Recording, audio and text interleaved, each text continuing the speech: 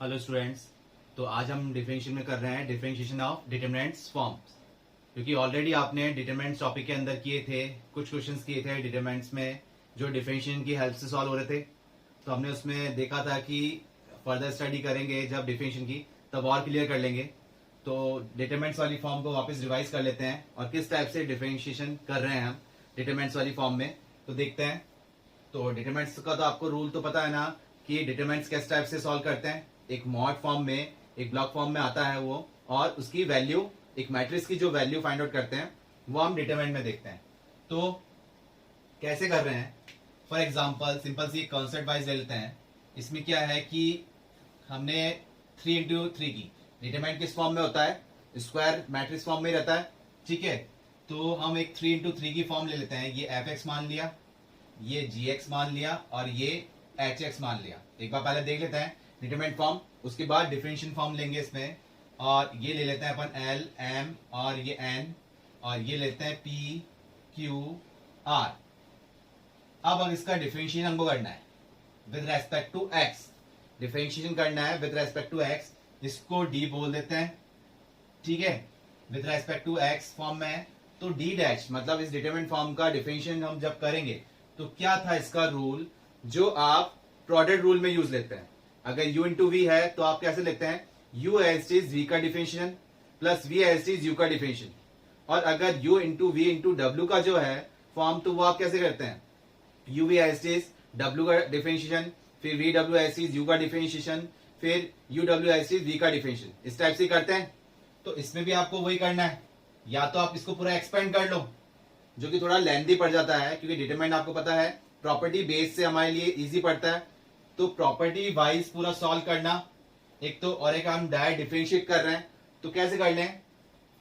तो इसमें क्या है, मैं कर रहा हूं सबसे पहले इसका कर रहे हैं हम d डैश x, इसको क्या बोल रहे हैं d डैश x। तो इसमें क्या होगा, फर्स्ट रो का डिफरेंशियल। तो फर्स्ट रो का डिफरेंशियल मतलब फर्स्ट रो का डिफरेंशियल और other two rows as it is रख रहे हैं। तो ये हो जाएगा f dash x, row wise करिए, g डैश x और h डैश x हो गया। और ये दो टर्म्स जो है वो ऐसी आ गई, l m n, और ये हो गया p q r। फिर प्लस, अब फर्स्ट रो और थर्ड रो ऐसी रखते हैं, सेकंड का डिफरेंशिएशन करते हैं। तो f x g x h x ये टर्म ऐसी हो गई, और सेकंड रो का हम डिफरेंशिएशन कर रहे हैं तो क्या हो जाएगा, ये l m n क्या है, कांस्टेंट है, x फॉर्म में है नहीं, और कांस्टेंट का डिफरेंशिएशन क्या होता है, जीरो। ये टर्म आ गई जीरो, और p q r हमने एज इट इज लिख दिया। क्लियर हुआ। फिर plus first two rows as it is लिखी और थर्ड का डिफरेंशिएशन किया। तो f x g x और h x ये टर्म तो ऐसी रख दी, l m n ये भी ऐसी रख दिया। थर्ड का डिफरेंशिएशन कर रहे हैं जो कि कांस्टेंट फॉर्म में है, तो क्या आ जाएगा, zero zero and zero. Clear हुआ। तो इसका फाइनल आंसर हमें क्या मिला, कि ये हमारे पास टर्म मिल रही है d डैश x के अकॉर्डिंग, d डैश x जब हम कर रहे हैं तो ये हमें टर्म मिल रही है f dash x g dash x और h डैश x, और ये l m n p q r ये एच मिल गया। और इसका आंसर क्या आया, क्या हो जाएगा इसका आंसर, जीरो, क्योंकि डिटरमिनेंट में आपने ध्यान है आपको क्या था कि कोई भी रो या कॉलम पूरी की पूरी जीरो है तो उसका डिटरमिनेंट जीरो हो जाएगा, या कोई भी दो रो या दो कॉलम आइडेंटिकल है, सेम है, तो उसका डिटरमिनेंट भी क्या होता है, जीरो हो जाता है। ध्यान है डिटरमिनेंट वाली प्रॉपर्टी। तो इसका आंसर जीरो हो गया और इसका आंसर भी जीरो हो गया, तो बचा क्या, सिर्फ यही वाली डिटरमिनेंट फॉर्म बची। तो फाइनल आंसर क्या है इसका, d डैश x के अकॉर्डिंग ये फॉर्म आ गई। क्लियर हुआ आपको क्या किया इसके अंदर। अब इस पे कुछ क्वेश्चंस लेते हैं और सॉल्व करते हैं इस डिटरमिनेंट फॉर्म को। तो क्वेश्चन है हमारे पास, if f n x g n x h n x, और ये n क्या है, टर्म्स हैं जो कि 1 2 3, मतलब f1x g1x h1x, या फिर 2 के लिए या फिर 3 के लिए। ये क्या है, पॉलिनोमियल्स इन x, पॉलिनोमियल फंक्शन है जो कि x फॉर्म में है, गिवन नहीं हमारे पास, बस इसी फॉर्म में लिखा हुआ है कि ये पॉलिनोमियल फंक्शन है, सच दैट कि F N A, G N A, H N A ये क्या है, आपस में इक्वल है। जब एन की वैल्यू क्या ले रहे हैं 1 2 3 कि मतलब F1A is equal to G1A is equal to H1A या F2A equal to G2A H2A, इस टाइप से 3 के लिए। और कैपिटल ये है, F तो स्मॉल ले रखा था फंक्शन, और ये ओवरऑल फंक्शन बता रखा है कैपिटल Fx, जो कि क्या है F1x, F2x, F3x, ऐसे G1 G2 G3x ये फॉर्म दे रखी है हमें। देन F डैश A मतलब इसका डिफरेंशिएट करना है at x equal to A। इस डिटरमिनेंट फॉर्म का डिफरेंशिएट करने के बाद x इक्वल टू a हमको पुट करना है, और ऑप्शन देखने क्या आ रहा है कि या तो 0 या फिर f1a into g2a into h3a या फिर 1, और लास्ट ऑप्शन है नन ऑफ दिस। तो अभी हमने देखा था डिटरमिनेंट फॉर्म किस तरह से हम सॉल्व कर रहे हैं। फर्स्ट रो का differentiation other two rows as is, फिर सेकंड रो का डिफरेंशिएशन फर्स्ट और थर्ड रो एज इज, फिर थर्ड रो का डिफरेंशिएशन फर्स्ट और सेकंड रो एज इज। तो पहले हम इसमें f डैश x निकाल रहे हैं। तो f डैश x जब आप सॉल्व कर रहे हो तो क्या हो रहा है कि f1 डैश x हो जाएगा ये, और ये हो जाएगा f2 डैश x हो जाएगा, और ये हो गया आपके पास f3 डैश x। ठीक है, और ये एस लिख दिया हमने g1x और h1x, ये ऐसे लिख दिया g2x और h2x। नेक्स्ट इसमें ये ऐसे लिख दिया g3x और ये लिख दिया h3x, ये ऐसे लिख दिया। ये तो हमने किया फर्स्ट रो का। सिमिलरली जब सेकंड रो का कर रहे हैं तो क्या आंसर आ जाएगा, ये ऐसे लिख रहे हैं f1x, f2x और f3x किया। नेक्स्ट में कर रहे हैं g डैश 1 के लिए x, फिर g डैश 2x फॉर्म की फॉर्म, और g डैश 3 के लिए हमने किया x, और ये थर्ड रो ऐसे लिख दी h1x, h2x और लास्ट h3x, ये फॉर्म ऐसे लिख दी। अब थर्ड के लिए कर लेते हैं। तो थर्ड के लिए क्या हो जाएगा कि f1x और f2x, f2x और f3x ये ऐसी रहा, और सेकंड रो भी ऐसी जाएगी g1x, g2x, g3x।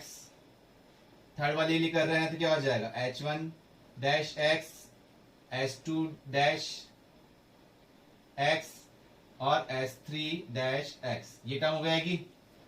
ये आपका डिफरेंशियल फॉर्म आ गया। अब अगर आप a वैल्यू पुट कर रहे हैं at x equal to a तो क्या आंसर आएगा, ये आपका डिफरेंशियल तो हो चुका है। अब फाइनल जो आपको करना है क्या है at x equal to a, बताइए फटाफट क्या आंसर आएगा। तो अब आप जहां जहां x है वहां आप a पुट कर रहे हैं, तो a पुट करने पे टर्म क्या बन रही है, जैसे कि एक एग्जांपल इसके अकॉर्डिंग देख लेते हैं, सबका टर्म यही बनेगा। तो इसके अकॉर्डिंग देख रहे हैं हम, तो ये टर्म क्या बन जाएगी f dash a, f dash 1 के लिए a, f dash 2 a, f dash 3 a, और ये टर्म क्या आ रही है, ये हो जाएगी g1a, g2a और g3a, और ये होगी आपके पास h1a, h2a, h3a, ये टर्म आ गई।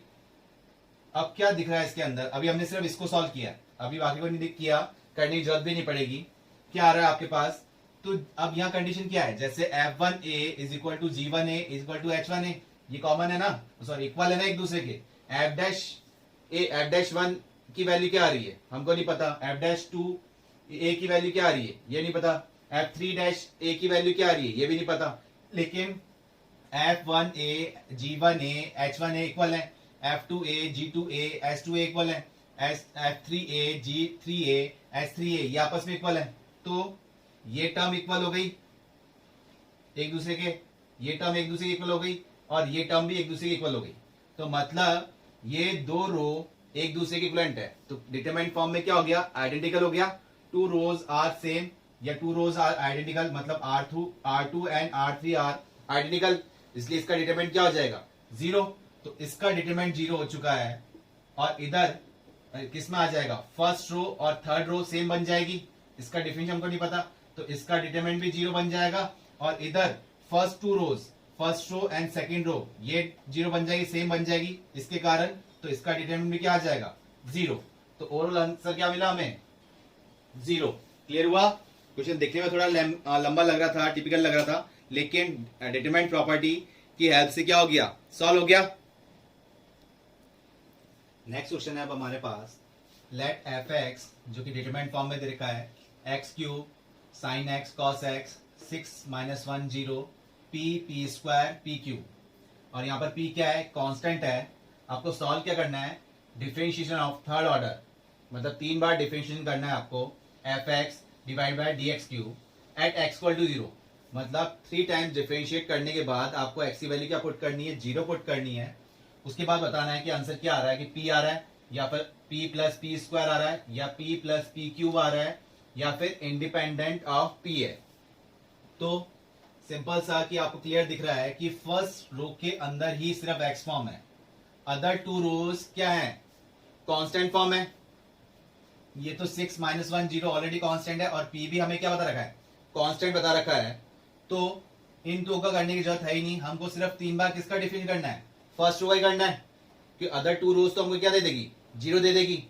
तो हम पहली साइड में कर लेते हैं कि y1, इसको हम देख रहे हैं y1 का डिफिनेशन, y हमारे पास जैसे ये है कंडीशन, लिख लेते हैं इसको। तो y1 के अकॉर्डिंग क्या आ जाएगा, इसका डिफिनेशन तो हो जाएगा 3x², इसका डिफिनेशन हो जाएगा cos x, और इधर वाली टर्म का डिफिनेशन हो जाएगा माइनस का sin x। ये कॉलम वाइज लिखा है, first column, second column, third column, ठीक है। y2 के अकॉर्डिंग क्या हो जाएगा, इसका डिफिनेशन तो हो जाएगा 6x, इधर हो जाएगा माइनस का sin x, और इधर टर्म हो जाएगी माइनस का cos x। ये सेकंड डिफिनेशन के लिए चला जाएगा। क्लियर हो रहा है ना? अदर 2 क्यों नहीं ले रहे हैं, अदर 2 रोज क्यों नहीं ले रहे हैं, क्योंकि वो डिटरमिनेंट फॉर्म के अकॉर्डिंग क्या हो जाएगी, 0 हो जाएगी, कि कांस्टेंट का डिफिनेशन क्या हो रहा है 0। और थर्ड ऑर्डर के लिए भी हमको इसी का डिफिनेशन करना पड़ेगा। तो ये हो गया 6, ये हो जाएगा माइनस का cos x, और ये हो जाएगा sin x। क्लियर हुआ? थर्ड ऑर्डर के अकॉर्डिंग हमने जब इसका डिफरेंशिएशन करना रहा तो कितना आ जाएगा, f डैश मतलब डिफरेंशिएशन ऑफ 3x क्यूब, किसका कर रहे हैं, f कर रहे हैं, तो कितना आ रहा है, x क्यूब का 3 बार डिफरेंशिएट किया है तो कितना आ गया, 6 आ गया। sin x का 3 टाइम्स किया तो कितना आ गया, माइनस का cos x आ गया।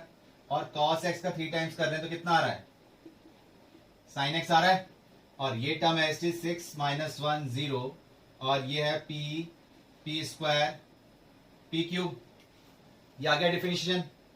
या तो आप इसको एक्सपेंड करो, लेकिन हमें और क्या दे रखा है कि डिफरेंशिएट करने के बाद किस पे चेक करना है, एट x इक्वल टू 0। तो जितना सिंप्लीफाई कर सकते हैं करते हैं। तो एट x इक्वल टू 0 पे जब सॉल्व कर रहे हैं तो ये बन गया 6, cos 0 कितना होता है 1, तो ये ऑलरेडी -1 हो जाएगा। sin 0 कितना होता है 0, तो 6 - 1 0, और ये P square P cube. Clear हुआ? तो अब इसका क्या निकाल देंगे, डिटरमिनेंट निकाल देंगे, या फिर क्या करें, क्लियर दिख रहा है, 2 रोज क्या है, आइडेंटिकल हो गई, R1 एंड R2 क्या है, आइडेंटिकल है, सेम है, तो इसका डिटरमिनेंट क्या हो जाएगा 0। R1 एंड ये लिखते थे ना, R1 and R2 are identical, therefore determinant equal to 0। तो मतलब ये डिटरमिनेंट किसका है, थर्ड डिफरेंशियल फॉर्म में, तो आपका डिफरेंशियल क्या आ गया 0 आ गया। तो क्या होगा इसका आंसर, ना तो p आ रहा है ना p प्लस पी स्क्वायर, क्या आ रहा है independent of p, independent of constant. Clear हुआ?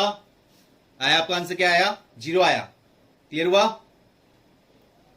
नेक्स्ट क्वेश्चन है हमारे पास, F X is equal to X square X cube X square 3x square 1 - 6 4 p square p cube, where p is constant, then y3 मतलब third order differentiation. तो ये किसके equivalent जा रहा है, proportional to X square, proportional to X, proportional to X cube, या फिर constant. तो अब इससे पहले वाला जो क्वेश्चन किया था सिमिलर क्वेश्चन है, अब ये कर सकते हैं आप। तो फटाफट मुझसे पहले आप सॉल्व करके बताइए इसका आंसर क्या आएगा, फटाफट सॉल्व कीजिए। और बाकी वो स्टूडेंट जो कि उनको नहीं आया इससे पहले वाला, वो ये देख लीजिए, अब क्लियर हो जाएगा।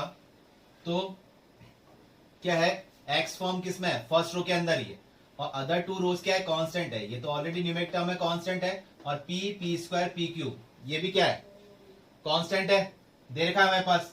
तो थर्ड ऑर्डर जो डिफरेंशिएशन कर रहे हैं, तो अगर सिंगल डिफरेंशिएशन करते हैं तो क्या करेंगे, इसका डिफरेंशिएशन, फिर other two rows as it is, plus first row और second row as it is, और first row third row as it is, second का डिफरेंशिएशन करेंगे तो क्या आ जाएगा, 0 0 0। और डिटरमिनेंट में कोई भी रो या कॉलम 0 होती है तो उसका डिटरमिनेंट क्या होता है, 0। तो सिंगल डिफरेंशिएशन के अकॉर्डिंग क्या आएगा, जो फर्स्ट रो का डिफरेंशिएशन करेंगे सिर्फ वही आंसर आएगा, अदर टू रोज सेम आएगी। सेकेंड ऑर्डर डिफरेंशिएशन के अंदर भी सेम ही रहेगा, फर्स्ट रो वाले का ही डिफरेंशिएशन हो पाएगा। क्यों, क्योंकि एक्स फॉर्म में वही गिवन है, अदर टू रोज का 0 फॉर्म में चल जाएगा, सेम जाएगी। ठीक है, तो वापस हम वही करते हैं कि फर्स्ट रो के अकॉर्डिंग y1 सिंगल डिफरेंशिएशन जब कर रहे हैं तो इसका तो हो जाएगा 3x स्क्वायर, इसका हो जाएगा ट्वाइस ऑफ x, और इधर हो गया 6x। ठीक है, y2 सेकेंड ऑर्डर डिफरेंशिएट कर रहे हैं तो ये तो हो जाएगा 6x, ये हो जाएगा 2 और ये हो गया 6। और y3 ये हम कर रहे हैं तो कितना हो गया 6, ये हो गया 0, और ये कितना आ जाएगा हमारे पास, ये भी कितना हो गया 0। क्लियर हुआ ना, 6 0 0 दोनों कांस्टेंट टर्म का है। तो यहां से क्या आ गया, हमने किया थर्ड ऑर्डर डिफरेंशिएशन, इसको डायरेक्ट लिख देते हैं। y3 के अकॉर्डिंग क्या जा रहा है इसका, ये आ गया 6 0 0, ये 1 माइनस 6 4, और ये p स्क्वायर और p क्यूब, ये आया। तो अब ये टर्म तो आप 0 नहीं बोल पा रहे ना, कुछ ना कुछ आंसर आएगा। बस ये क्लियर हो गया कि अब हमारे पास यहां से, वैसे इसको सॉल्व करने की जरूरत नहीं पड़ रही है हमें, ठीक है, क्योंकि अब ऑप्शन के अकॉर्डिंग देख रहे हो आप कि proportional to X square, proportional to X, proportional to X cube. ठीक है, तो यहाँ एक्स आ ही नहीं रहा है, इस डिटरमिनेंट फॉर्म में एक्स बचा ही नहीं है, तो प्रोपोर्शनल कहां से आएगा, एक्स फॉर्म में आंसर आएगा ही नहीं। आएगा तो क्या आएगा, या तो कांस्टेंट न्यूमेरिक टर्म आ जाएगी, या फिर 0 आ जाएगा, या फिर किसकी फॉर्म में आएगा, पी फॉर्म में आएगा, अगर हम इसको सिंप्लीफाई करते हैं तो। ठीक है, मतलब ये कांस्टेंट आंसर आएगा, सॉल्व करने की जरूरत ही नहीं पड़ी, डायरेक्ट आंसर मिल रहा है हमें क्या, कांस्टेंट। और अगर आप सॉल्व करते हो तो आपको क्लियर है कैसे करते हैं हम इसके अंदर, कि कुछ कॉमन आ पा रहा है तो कॉमन लेते हैं। तो थर्ड रो में से कॉमन आ रहा है हमारे पास, p कॉमन आ रहा है, तो p हमने जब यहाँ कॉमन ले लिया तो यहाँ क्या बचेगा 1, ये p और ये बच जाएगा p स्क्वायर। और अब two rows two column already 0 है, तो हम डायरेक्ट डिटरमिनेंट निकाल दें। तो कर लेते हैं, एक बार रिवाइज भी हो जाएगा हमारा डिटरमिनेंट। कैसे करते थे, फर्स्ट रो के अकॉर्डिंग एक्सपेंड कर रहे हैं, p ऑलरेडी बाहर है। ठीक है, अब इसका जब डिटरमिनेंट निकाल रहे हैं तो क्या आ जाएगा, 6 एस इज बाहर, तो फर्स्ट रो फर्स्ट कॉलम के अकॉर्डिंग देख रहे हैं तो ये कितना आ जाएगा, -6 इंटू पी स्क्वायर, ये तो ये हो जाएगा। और ये कितना आ जाएगा, माइनस का 4p, -6 into P square -4p, फिर -0, तो फर्स्ट रो सेकंड कॉलम कर रहे हैं तो ये 0 हो रहा है, आगे टर्म करने की जरूरत है ही नहीं। फिर फर्स्ट रो थर्ड कॉलम कर रहे हैं तो वो भी क्या आ रहा है, 0 से मल्टीप्लाई हो रहा है, तो करने की जरूरत है ही नहीं, तो सिर्फ इतनी टर्म बच रही है। तो क्या आ जाएगा आपके पास, अगर आप सॉल्व भी करते हैं तो माइनस का 36 पी क्यूब, क्योंकि पी स्क्वायर था, पी ऑलरेडी मल्टीप्लाई हो जाएगा यहाँ पर, और ये 24 पी था तो ये कितना हो जाएगा, पी स्क्वायर। ठीक है, ये कांस्टेंट आंसर आया, और किस में टर्म में आ रहा है, पी फॉर्म में आ रहा है, और पी ऑलरेडी हमारे पास क्या था, कांस्टेंट था। क्लियर हुआ, तो इसको सॉल्व करने की जरूरत नहीं थी हमें ऑलरेडी आंसर मिल गया था।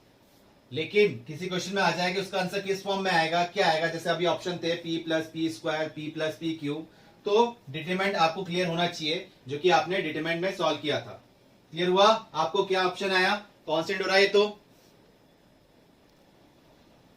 नेक्स्ट क्वेश्चन है अब हमारे पास, if y equal to sine px and yn is the nth derivative of y, nth derivative of y मतलब के y1 मतलब सिंगल ऑर्डर डिफरेंशिएशन, y2 मतलब सेकंड ऑर्डर डिफरेंशिएशन, y3 मतलब थर्ड ऑर्डर डिफरेंशिएशन।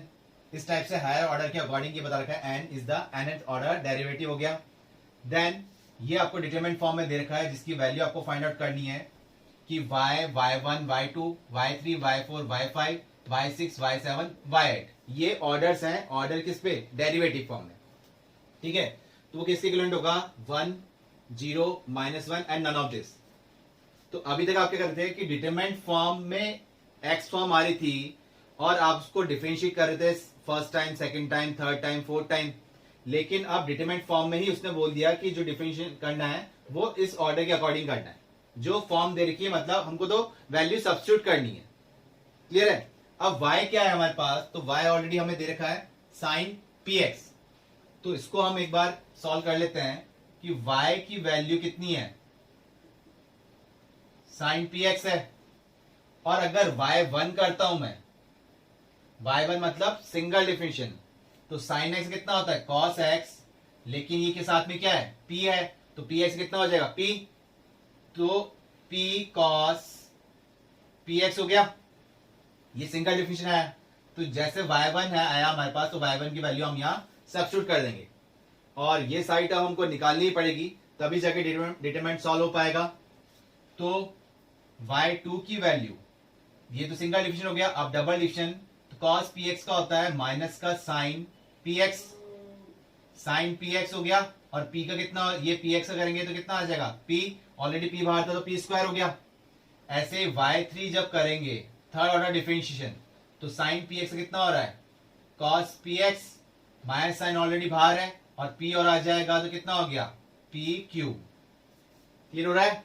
ऐसे ही y4 कितना हो जाएगा, cos का वापस कर देंगे तो ये p की पावर 4 तो आ गया और ये हो जाएगा साइन px। फिर y5 ये कितना हो जाएगा, माइनस p की power 5 cos px। y6 six order differential कितना आ जाएगा, p की पावर 6 साइन px। और y7 कितना मिल रहा है, p की पावर 7,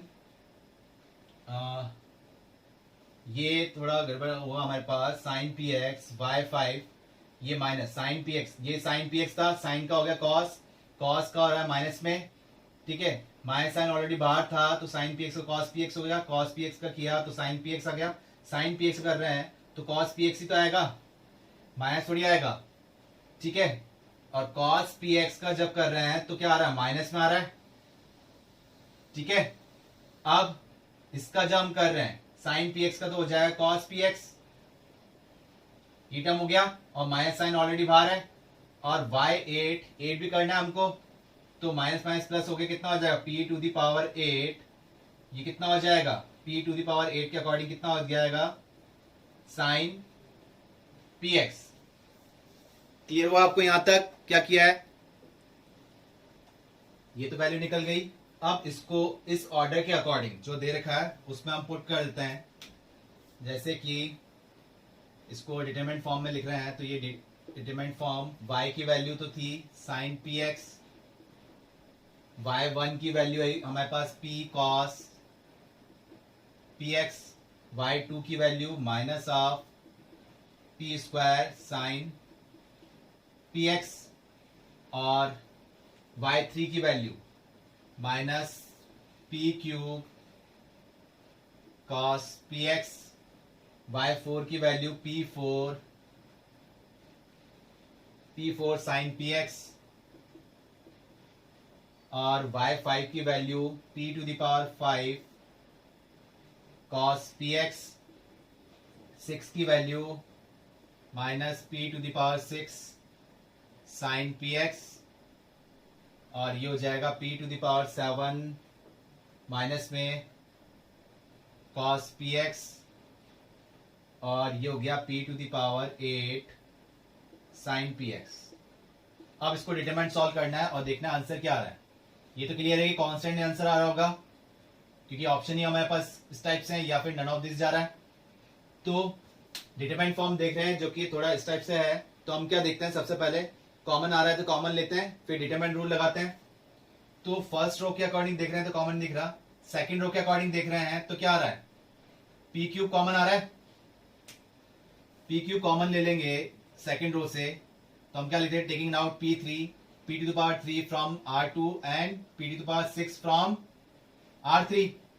तो ओवरऑल डिटरमिनेंट जो फॉर्म गई वो आ गया आपके पास p टू द पावर 9, ये हो गया आपके पास साइन px, और p क्यूब जा चुका है तो माइनस का cos px, और ये हो गया माइनस का साइन px, और ये एस रह गया पी कॉस पी एक्स, ये हो जाएगा पी साइन पी एक्स, और ये हो जाएगा माइनस में पी कॉस पी एक्स।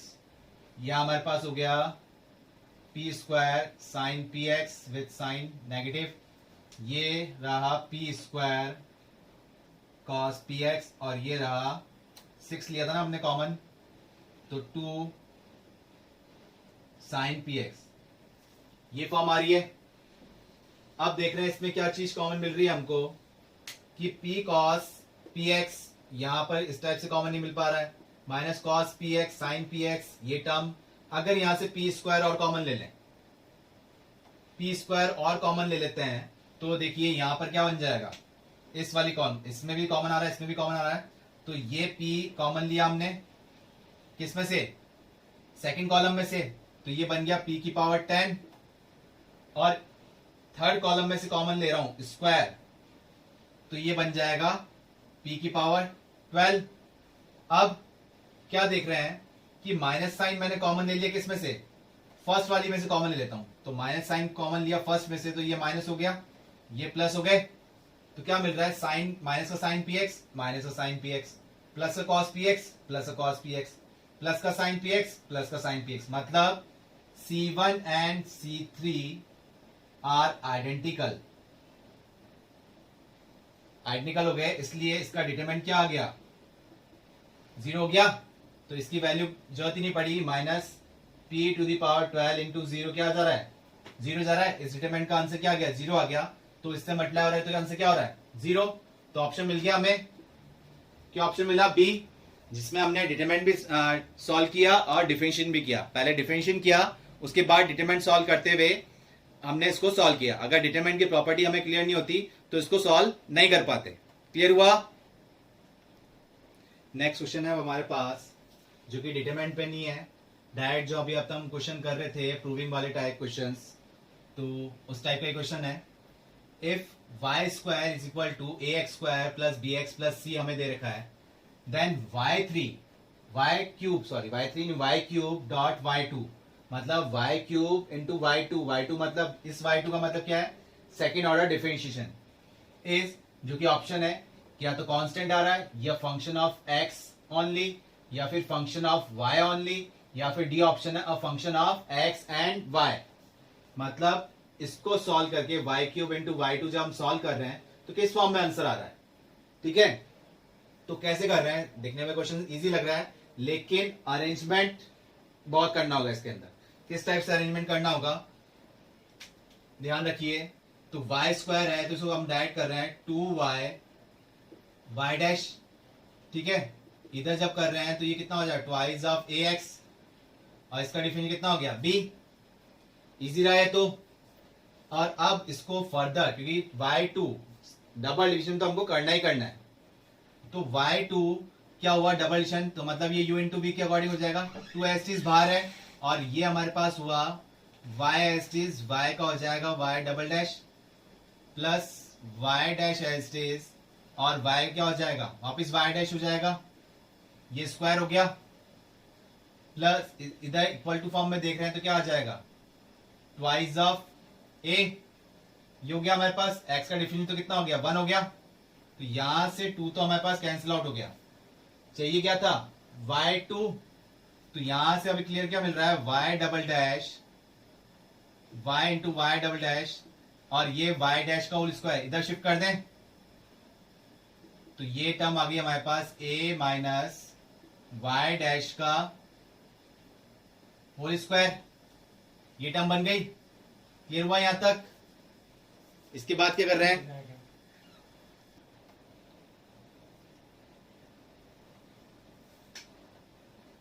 यहां से y डैश की वैल्यू अब निकाल लेते हैं यहां पर, क्योंकि अपने पास क्या है y क्यूब इंटू y2 और सिर्फ क्या बोला है x y या फिर कांस्टेंट टर्म, तो यहाँ y डैश फॉर्म आ रही है। तो कैसे निकालें, यहां से y डैश की वैल्यू आप निकाल सकते हो y dash equal to 2ax plus b divided by 2y, ये वैल्यू आपको यूज करनी पड़ेगी यहां पर। तो क्या टर्म बन जाएगी y double dash is equal to a minus Y dash की वैल्यू हुई 2ax plus b upon 2y का होल स्क्वायर। इसको फर्दर सिंप्लीफाई आप जब कर रहे हैं तो ये कितना हो जाएगा 4y का स्क्वायर। ठीक है, यहां एलसीएम ले रहे हैं तो क्या बन जाएगा 4ay स्क्वायर माइनस का 2ax प्लस बी का whole square whole divide by क्या आ गया 4y का स्क्वायर। अब 4 तो हम इधर ही रहने देते हैं, y स्क्वायर को इधर शिफ्ट कर दिया हमने तो ये क्या हो जाएगा y cube y double dash मिल गया, y cube y double dash. अब यहां से हमारी वैल्यू आ जानी चाहिए तो क्या करें, ये y स्क्वायर तो हट गया। अब और क्या कर सकते हैं 4ay स्क्वायर। अब इसने बोला क्या in terms of x and y।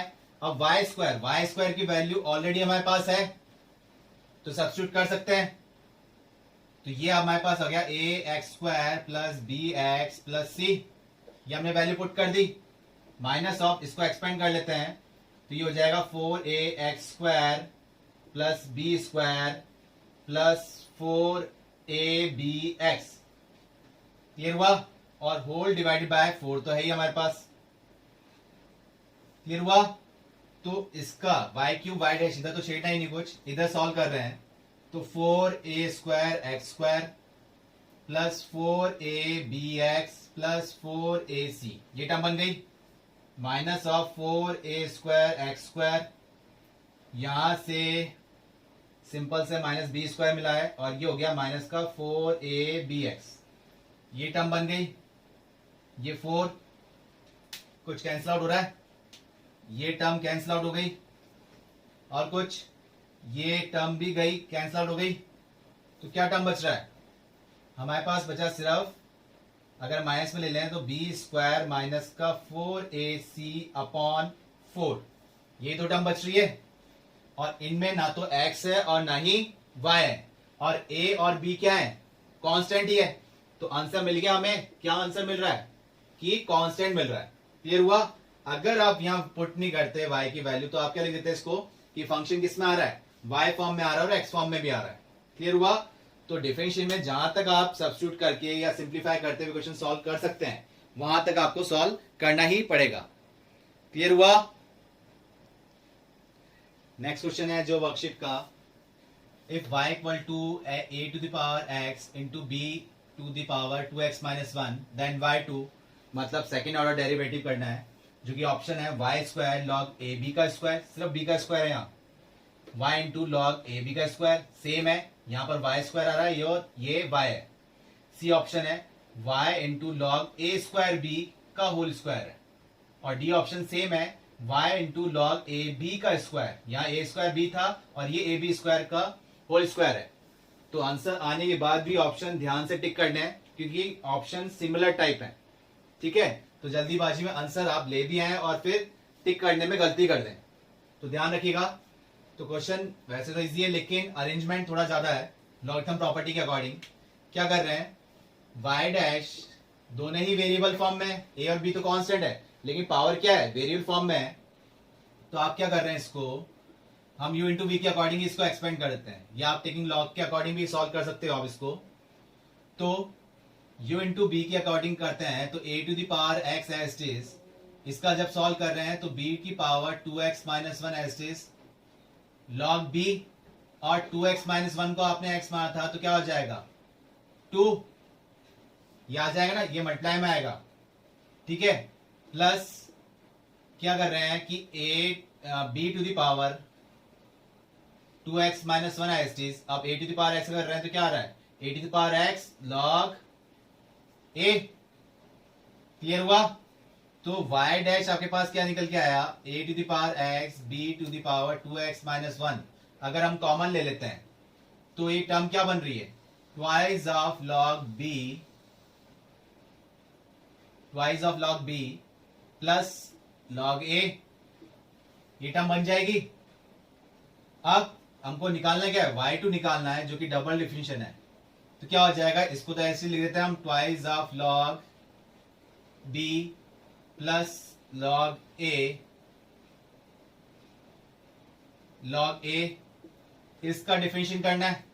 तो ये था क्या आपके पास, यही तो y था, और जब आपने इसका डिफरेंशिएट किया तो ये टर्म आई थी। तो वापस हम जब डिफरेंशिएट करें तो ये तो ऑलरेडी हमने बाहर लिख दिया, और इसका डिफरेंशिएट करें तो ये टर्म आएगी क्लियर हुआ? तो इसको हम दोबारा डिफाइन करने की जरूरत है नहीं, ये टर्म ऐसे लिख देते हैं, ये तो हो गया स्क्वायर और ये टर्म हो गई a to the power x b to the power 2x minus 1। ये आपका फाइनल आंसर आ गया। बट ऑप्शन में इस टाइप से नहीं है, तो ऑप्शन में क्या है, ये क्या है, y है आपके पास, तो आप इसको लिख दीजिए y dash is equal to y, ये वाली टर्म तो क्या बन गई, y बन गया ना ये तो, ठीक है। इसको हम क्या लिखते हैं कि लॉगरिथम फॉर्म के अकॉर्डिंग कि log b स्क्वायर और ये टर्म मल्टीप्लाई में थी तो a आ जाएगा, स्क्वायर हो गया, तो ये टर्म बन रही है। तो कौन सा ऑप्शन जा रहा है आपके पास, बी स्क्वायर ए। बी स्क्वायर का है, ये टर्म है, ए बी का स्क्वायर लिखे या बी स्क्वायर ए लिखे, बात देखिए। तो कौन सी ऑप्शन बन रही है, y into log B square A, जिसको आप ऐसे भी लिख सकते हैं ना, y into log A B का स्क्वायर का होल स्क्वायर, ये टर्म बन रही है। क्लियर हो गया? तो कौन सा ऑप्शन मिल रहा है, डी ऑप्शन।